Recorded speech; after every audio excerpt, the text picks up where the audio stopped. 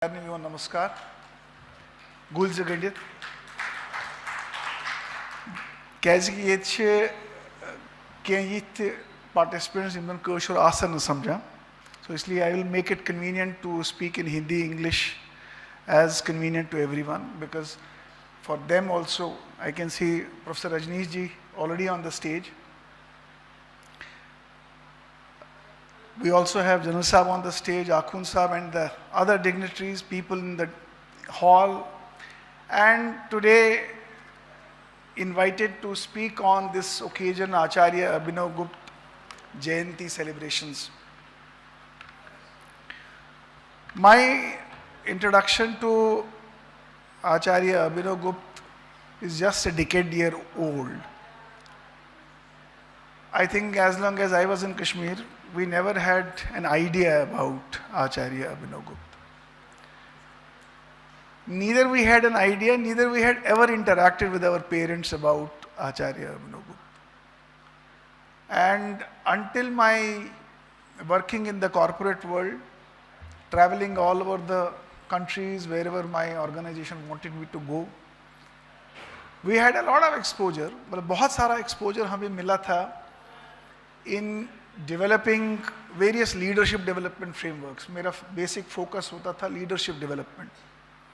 ये human resource development का बड़ा एक important facet है और उस perspective से हमें बहुत सारे ऐसे theories और ऐसे philosophies को embrace करना पड़ता था जिसको बहुत सारी universities propound करती हैं. जैसे हार्वर्ड से कोई emotional intelligence के ऊपर बड़ी अच्छी philosophy, बड़ी अच्छी theory वो थियराइज करके मॉडल के रूप में जब बाहर आती है तो बहुत सारे कॉर्पोरेट्स उसको एम्ब्रेस करते हैं और इमोशनल इंटेलिजेंस एक बड़ा इंपॉर्टेंट फ्रेमवर्क था एंड मैं हमेशा उस पर बड़ा प्राइड फील करता था कि that I am a certified emotional intelligence practitioner.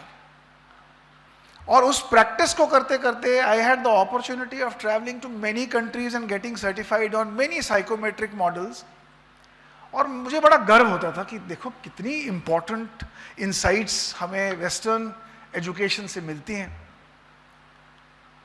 और उसके लिए लोग लाखों रुपए खर्चते थे क्योंकि कंपनीज लाइक IBM जिसमें मैं काम करता था they spend millions of dollars on making sure that their people are taken through those models because they are very effective.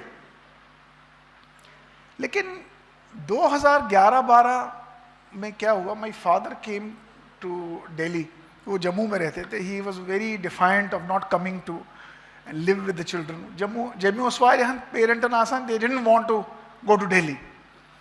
So in 2010-11 he decided he had some health issues, so he decided to live with me.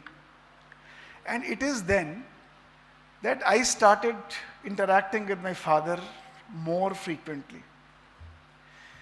जो वो interactions होना शुरू हुई तो मुझे मेरे father के पास मैं हर शनिवार को बैठता था because we used to have a week off Saturday Sunday. तो फादर के पास बैठते थे तो फादर मेरे को भगवत गीता सुनाते थे.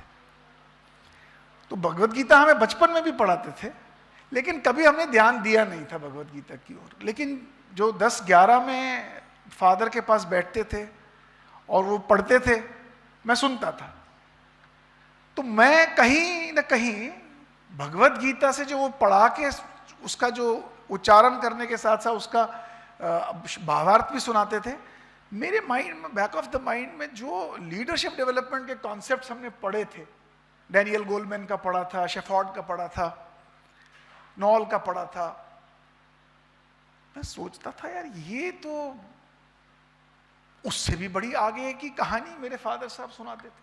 चाहे वो चैप्टर 2 था, चैप्टर 3 था, चैप्टर 4 था, बड़ी डीपर इनसाइट्स. तो मेरी जिज्ञासा जगी और उसी दौरान हमारे कश्मीर समाज में कश्मीर के अंदर की जो फिलॉसफीज थी वो बाहर, मुझे याद है हम कई बार शशि शेखर तोषखानी जी के को सुनने जाते थे बिकॉज ये भी अपने में एक अथॉरिटी थे. हमें बड़ा अच्छा लगता था कि हम इनके पास जाते हैं, भाई मौका मिलता था इनके पास जाने का और इनसे कुछ सुनने का. लेकिन ये शायद मुझे लगता है ये बिना किसी कारण हुआ नहीं, इसके पीछे भी कोई बड़ा कारण रहा होगा. और ये जो अलाइनमेंट होना शुरू हो गया, तो यहां एक चीज समझ में आई कि वेस्ट और ईस्ट के बीच में बहुत बड़ी डिफरेंस है। जहां वेस्ट इमोशनल इंटेलिजेंस पे ही रुक जाता है या इमोशंस पे ही रुक जाता है, वहां ईस्ट इमोशंस को भी पार कर जाता है। जैसे हम मात्रिका में कहते हैं ना, चार लेवल्स की मात्रिका है। जो बेसिक लेवल की मात्रिका है वो वैखरी है, फिर मध्यमा है, फिर पश्यंती है, और उसके बाद परा है। तो मुझे मात्रिका मतलब जो कॉन्शियसनेस है, जो मैंने समझा है, मुझे माफ करना डॉक्टर साहब, क्योंकि आप लोग तो अथॉरिटी हैं इस पे, मुझे जितना समझ में आया और मेरे को इसका जो अनुभव हुआ, मैं आपको वही बात बताऊंगा। तो कॉन्शियसनेस यानी चित्त को अगर अपने आप को एक्सप्रेस करना है, यानी हमारी जो कॉन्शियसनेस है उसे अगर अपने आप को एक्सप्रेस करना है, तो भारतीय ज्ञान परंपरा में मात्रिका यानी science of alphabets, science of sounds हमें बताया गया है। अब उसमें वैखरी यानी जो मैं अभी बोल रहा हूं आपके साथ, दिस इज द संवाद, the words which are coming out of my mouth are falling in on your eardrums and you are interpreting them into something and you are understanding something. ये है वैखरी लेवल। और वैखरी के बाद है मध्यमा। मध्यमा है जो बोली नहीं जाती लेकिन वो बोली जा रही है अंदर। तो वैखरी में it's your conditions, it's your beliefs, it's your perceptions that is shaping what you are saying. आप कुछ बोल रहे हैं, मैं वापस रिएक्ट कर रहा हूं। So it's a reactionary communication। ये हमें समझ में आ गया था। लेकिन वैखरी के पीछे की जो दुनिया है वो मध्यमा की दुनिया है, जहां पे ये थॉट्स फॉर्म होते हैं। वो बोले नहीं गए हैं अभी, लेकिन वो फॉर्म हो रहे हैं। तो एक अलाइनमेंट रहता है बिटवीन वैखरी और मध्यमा। तो हमें पढ़ाया जाता था कि मध्यमा means when you start thinking, यानी आप बोलने से पहले सोचते हैं। जो लोग वैखरी में ही अटके होते हैं वो रिएक्टिव कम्युनिकेशन करते हैं, मतलब उन्हें कोई कुछ कह दे तो वो तुरंत कुछ वापस कह देंगे। लेकिन जो लोग वैखरी से थोड़ा ऊपर सोचते हैं वो रिएक्ट करने से पहले सोचेंगे। अगर कोई गाली भी देगा तो 2 मिनट रुक के सोचेंगे कि मुझे वापस गाली देनी है या मुझे शांत रहना है। कंटेम्प्रेरी वर्ल्ड, कंटेम्प्रेरी साइंस में, इमोशनल इंटेलिजेंस में जब हम कम्युनिकेशन पढ़ाते हैं तो हम इन 2 लेवल्स के बारे में बहुत ज़्यादा चर्चा करते हैं, और वेस्टर्न वर्ल्ड भी यहीं पे रुक जाता है। लेकिन भारतीय ज्ञान परंपरा हमें मध्यमा के पीछे लेके जाती है, जो कहती है मध्यमा के पीछे है पश्यंती, द वर्ल्ड ऑफ इंट्यूशन, जहां पे थॉट फॉर्म होता है, जहां थॉट की ड्युअलिटी नहीं है कि मैं और वो। मध्यमा में तो फिर भी मैं और वो है, क्योंकि मैं सोच रहा हूं कि ये वो है, इसने मुझे कुछ बोला और मुझे क्या बोलना है, ये मध्यमा तक तो चलता है। लेकिन पश्यंती की दुनिया में थॉट बन रहा है, लेकिन द्वैत के साथ थॉट नहीं बन रहा। वहां वो एकात्मता है, मैं और वो 2 नहीं है। और पश्यंती के पीछे की दुनिया है परा, यानी वही। मुझे एक छोटी सी कहानी याद आती है, मैं वापस आचार्य जी के उस पर आऊंगा। मुस्लिम वर्ल्ड में मंसूर का नाम बड़ा प्रख्यात है। मंसूर जब अपनी उस दुनिया में रहता था मुस्लिम वर्ल्ड में, तो खलीफा जो थे उसके बड़े विरोध करते थे, क्योंकि वो कहता था अनल हक। और एक समय ऐसा आया जब खलीफाओं ने उसको और उसके गुरु को बड़ा प्रताड़ा और वार्निंग दी कि इसको हम मार देंगे, इसको बोलो कि ये अनल हक के बारे में ना बोले। तो उसके गुरु फेरोज ने उसे समझाया कि अरे भाई, ये जो तू बोल रहा है अनल हक, ये ना बोल, तुझे जो करना है कर, लेकिन तू बोल मत ये। तो मंसूर ने कहा, अगर मैं बोल रहा होता तो चुप होता, ये तो वही बोल रहा है और मेरी जुबान से बाहर आ रहा है। और वो अनल हक का मतलब जो हम भारतीय ज्ञान परंपरा में कहते हैं शिवोहम, अहम ब्रह्मास्मि, यानी परा की दुनिया में जब कोई पहुंचता है तो वहां वो नहीं होता, वहां बस वही होता है। वहां वो नहीं बोलता, बस वही बोलता है। और इसकी रिफ्लेक्शंस मैंने कश्मीर शैविज्म में देखना शुरू किया। आचार्य अभिनव गुप्त जी की तंत्रलोक के मैंने सारे वॉल्यूम्स लिए, क्योंकि संस्कृत मुझे आती नहीं थी, तो मैंने बहुत सारे वॉल्यूम्स पिक करना शुरू किया। और उन वॉल्यूम्स में मैंने एक बड़ी विचित्र बात देखी, क्योंकि जिन्होंने तंत्रलोक के ऊपर अच्छा अध्ययन किया होगा, प्रोफेसर साहब ने तो किया होगा, क्योंकि जेएनयू में वो कश्मीर शैविज्म के बड़े प्रख्यात विद्वान हैं। मैं विद्वान नहीं हूं, लेकिन एक चीज मैंने तंत्रलोक के दूसरे वॉल्यूम में जो मैंने पढ़ी, 6 वॉल्यूम्स की बुक थी, उसमें आचार्य अभिनव गुप्त लिखते हैं, संस्कृत में तो नहीं कहूंगा, लेकिन उसको मैंने जो समझा कि उनकी माता और उनके पिता जब वो आपस में मिले, यानी वो माता और पिता को शिव और शक्ति के रूप में देखता है, प्रकाश और विमर्श के रूप में देखता है। वो कहता है जब प्रकाश और विमर्श यानी ये शिव और शक्ति आपस में मिले तो ऐसा योग हुआ कि वो जो डिविनिटी है वो उस मेरी माँ के गर्भ में धारण कर गई और मैं पैदा हुआ। ये बड़ी गूढ़ बात है।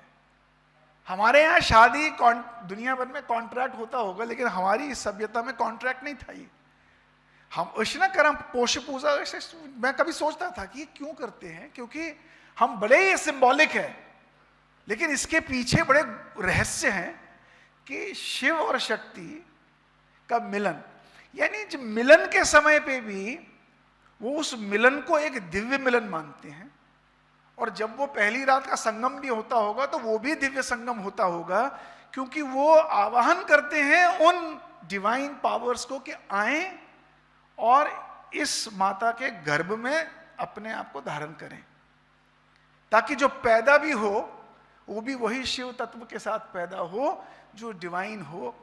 आचार्य अभिनव गुप्त की तरह वो अपनी उस जीवनी के बारे में बता रहा है कि मैं आया कैसे, यानी कितनी डिविनिटी है माँ और पिता के आने और आपस में मिलने और उस क्रिएशन को सामने लाने। इसकी रिफ्लेक्शन मिलती है कि शिव, कश्मीर शैविज्म में शिव कोई, जैसे हम मूर्ति में भी शिव देखते हैं, मंदिरों में भी शिव देखते हैं, चित्रों में भी शिव देखते हैं, ये एक प्रकार से जो मुझे समझ में आया।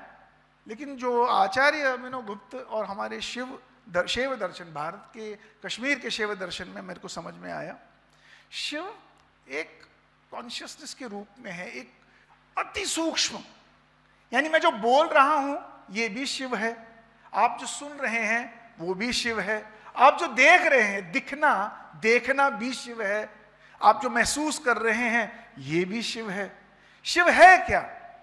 शिव अनुभव है। तो शिव के कृत्य क्या है, शिव करता क्या है?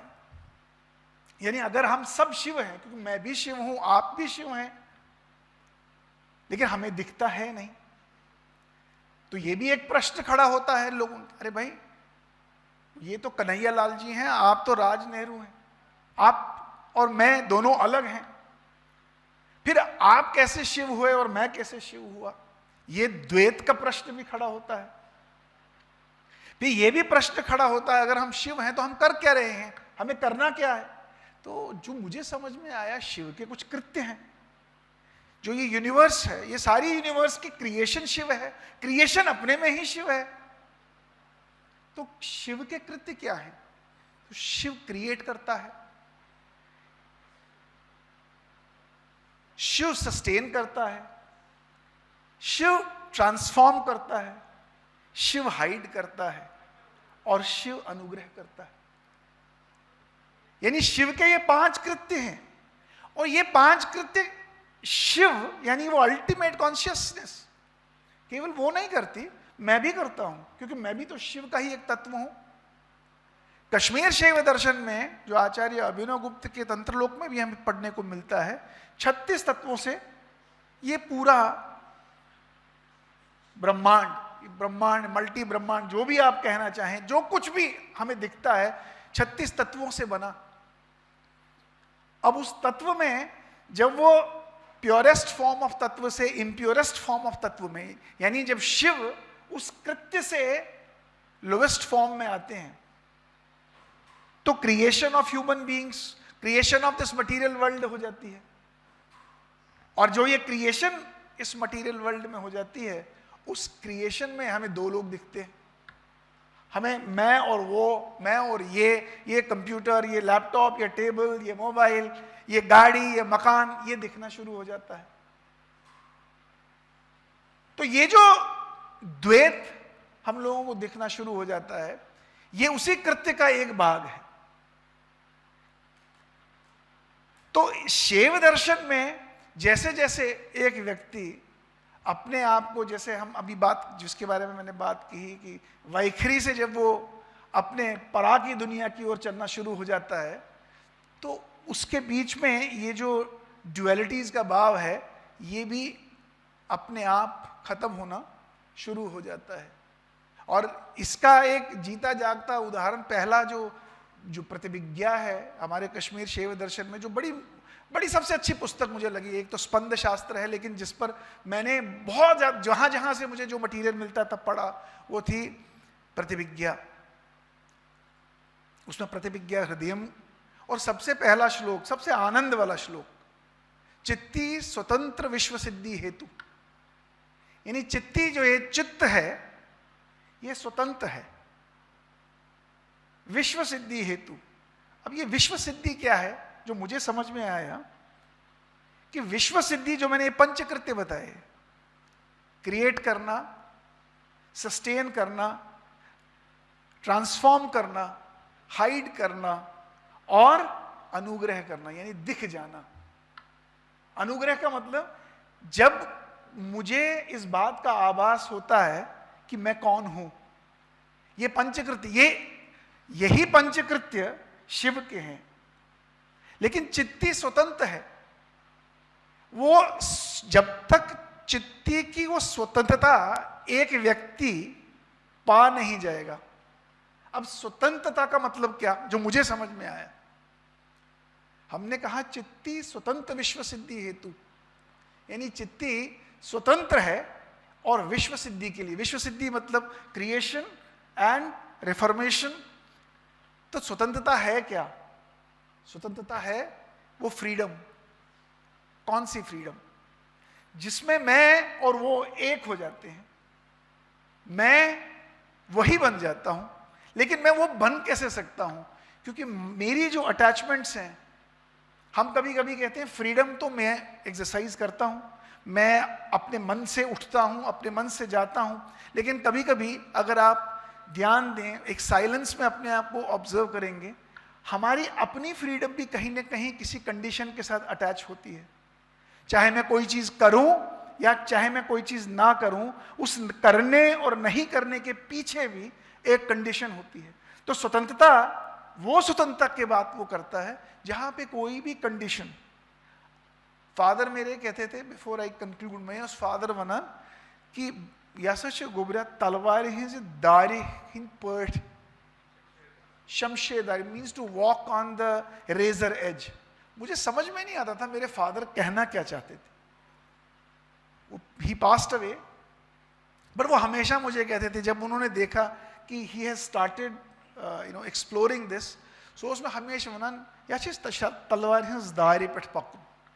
मैंने बड़ा इसके ऊपर अनुसंधान किया, आखिर इसका मतलब क्या है। तो मुझे जो समझ में आई बात, मतलब in this world as human beings, तलवार की धार पे चलने का मतलब क्या है। यानी तलवार की धार के दो साइड हैं, एक मेरे बाहर का साइड है, एक मेरे अंदर का साइड है। एक मैं बहिर्मुखी हूं, एक मैं अंतर्मुखी हूं। तलवार की धार पे चलने का मैंने जो अर्थ निकाला है वो ये है कि आप दो दुनियाओं में रहते हो, एक बाहर की दुनिया में और एक अंदर की दुनिया में। अभी मैं और अजंका जी आपस में बात कर रहे हैं, और अजंका जी की मैं बड़ी तारीफ करूँ। अजंका जी आप तो वाकई में बहुत कमाल के आदमी हैं। अजंका जी बहुत खुश हैं मेरे इस संवाद से, लेकिन मैं अंदर से ये सोच रहा हूं मुझे कोई काम निकालना है इससे, तो इसलिए इनकी दो चार तारीफ तो कर ही दो, या मैं अंदर से उन्हें कोस रहा हूं, लेकिन बाहर से मैं उनके प्रति बड़ा अच्छा व्यवहार दिखा रहा हूं। ये दो दुनियाएं हैं। एक ही समय में एक व्यक्ति इस दो दुनिया के में अटका हुआ है, यानी अंदर से वो कुछ है और बाहर से वो कुछ है।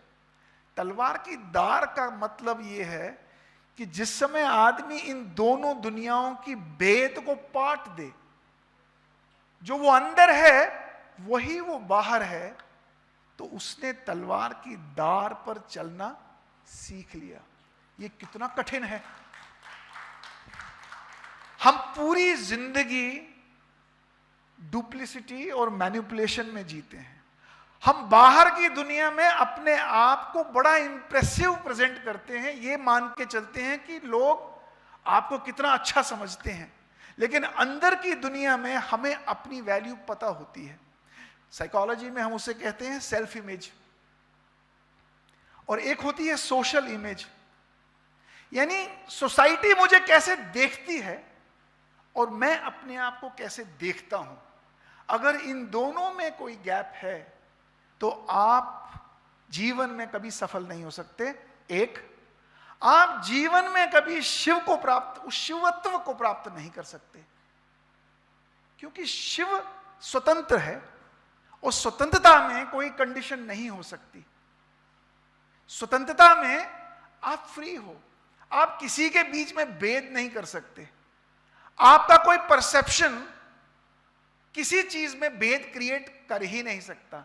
लेकिन हमारा जीवन परसेप्शंस, हमारे पति पत्नियों का आपस का परसेप्शन, माता पिता के बच्चों के प्रति परसेप्शन, पड़ोसियों के प्रति परसेप्शन, दोस्तों के प्रति परसेप्शन, हम परसेप्शन के वर्ल्ड में जी रहे हैं। मतलब मैं आपसे बात नहीं कर रहा हूं, मैं आपका परसेप्शन मेरे माइंड में क्या है, मैं उस परसेप्शन से बात कर रहा हूं। मैं कभी भी आपसे बात नहीं कर रहा हूं। मैं कभी भी किसी को जब देखता हूं, मुझे वो देख के वो व्यक्ति नहीं दिखता, मुझे उस व्यक्ति की मेरे माइंड में क्या इमेज है, मैं उस इमेज से उस व्यक्ति से बात कर रहा हूं। जिस दिन वो इमेजेस खत्म हो जाएंगी, जिस दिन वो कंडीशंस खत्म हो जाएंगी, जिस दिन वो परसेप्शंस खत्म हो जाएंगे, मैं शिवत्व की ओर एक स्टेप चल पड़ा। क्योंकि शिवत्व तो प्योरिटी है। तो प्यूरिटी को अटेन करना, वो मेरे फादर ने कहा कि बेटा ये तलवार की दाग, तो मुझे समझ में एक चीज आ गई, जिस दिन आप अंदर और बाहर की दुनिया में एक हो, आप कुछ चीज हाइड, हम क्या करते हैं, हम फसाड क्रिएट करते हैं ना, फसाद समझते हैं ना, अंदर सब टूटा फूटा होता है लेकिन बाहर से बड़ा चमक रहा होता है। जिस दिन वो फसाड हट गया और बाहर और अंदर की चमक एक हुई, आपने पहला स्टेप लिया। लेकिन उसकी पीछे भी दुनिया है। तो मैं आज उस पे विषय पे नहीं जाऊंगा, हमारे यहाँ एक्सपर्ट हैं, लेकिन इतना एक चीज समझ गया हूं कि जितना जितना हमारे जो ये क्लाउड्स हैं अंदर, ये जो हमारे परसेप्शंस हैं, ये जो कंडीशंस हैं, ये जो बिलीफ्स हैं, एक दूसरे के प्रति के हमारे जो ओपिनियंस हैं, जिस दिन हम इनको ड्रॉप करना शुरू करें, और उस ड्रॉप के प्रोसेस में एक बड़ी ब्यूटीफुल चीज है जिसे बोलते हैं माइंड्स आई।